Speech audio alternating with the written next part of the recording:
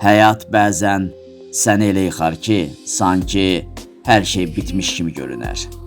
Sükut çökər, gücün tükənər, içində bir boşluq yaranar. Amma bir həqiqət var. Yıxılmaq son deyil.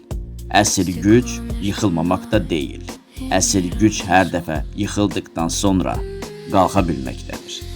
Yıxıldığın an sənə ağır gəlsə də, əslində bu sənin qələbənin başlanğıcıdır. Qalib olmaq o demək deyil ki, sən heç vaxt uduzmadın. Qalib olmaq o deməkdir ki, sən hər dəfə uduzanda belə təslim olmadın. İndi isə yadda saxla. Quran Surə İnşirah, ayə 6.